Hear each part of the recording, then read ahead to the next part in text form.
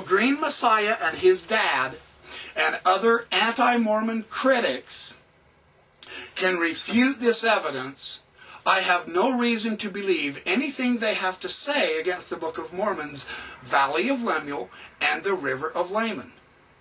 I have no reason to believe very much of anything that they say anyway, because so far I haven't seen them present any evidence.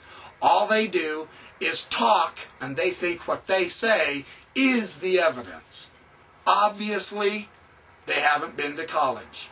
And if they have, they didn't pay attention. Because that's not how evidence works. That's not how scholarship works. That's not how to understand history. Green Messiah accused me of having a, quote, bullshit history degree from ISU. What have you got, dude? Do you even understand how history works? Do you even understand what evidence is and what it means? Do you have a clue at all?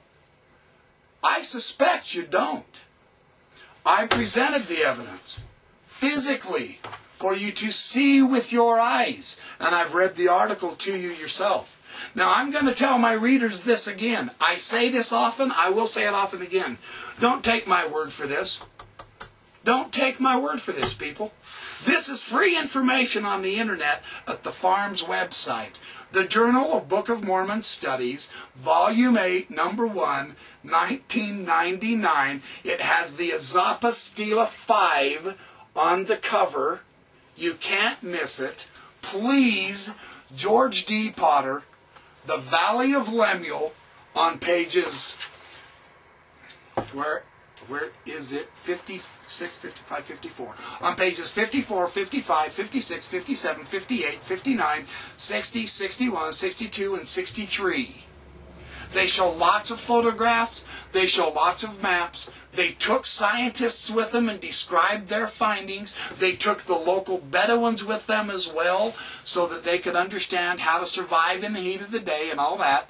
They show everything they possibly can to say, hey, this is a very good candidate for the Valley of Lemuel.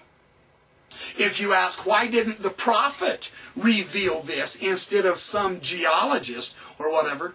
Why does God need to tell us everything if we are capable of discovering things for ourselves? Why doesn't God just solve all the world's problems right now and be done with it? You see the silliness of that ridiculous proposition? Why doesn't God tell us? Because we can find out for ourselves. We have people who can go to the places themselves. We have people who can explore what the Book of Mormon text says itself. This forces us to read the Book of Mormon carefully, something anti-Mormons don't do. And it also causes us to look into the real world and see if anything fits.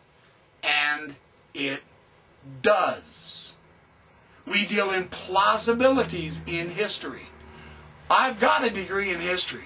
I can promise you, Green Messiah and dearest Daddy, that plausibility in history is legitimate.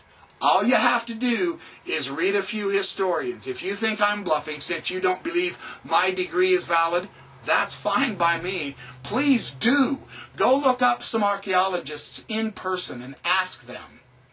Go look up some historians. Please do. I encourage you very strongly. And ask them, is this idiot backyard professor correct in saying that the best we can do in history or archaeology is plausibility? I mean, don't you guys prove things? Haven't you proven the Bible true? Haven't you proven the Book of Mormon false? Doesn't history prove the LDS scriptures false? Look up these gentlemen yourself. Anywhere in the nation, anywhere in the world, a legitimate historian, since you don't believe I'm one, and ask them those questions and see what they tell you. I've done that. I know the answer because I did it. Now I'm going to encourage you guys to. So this argument that the Valley of Lemuel is 500 miles off that Green Messiah keeps parading around on YouTube? That's my answer. You make me horse laugh, dude. That is so wrong that it's pathetic. I've got the actual travelogue, actual evidence, and actual pictorial information with maps to show that it's very plausible. And you, Green Messiah and Dad, you guys are just simply wrong.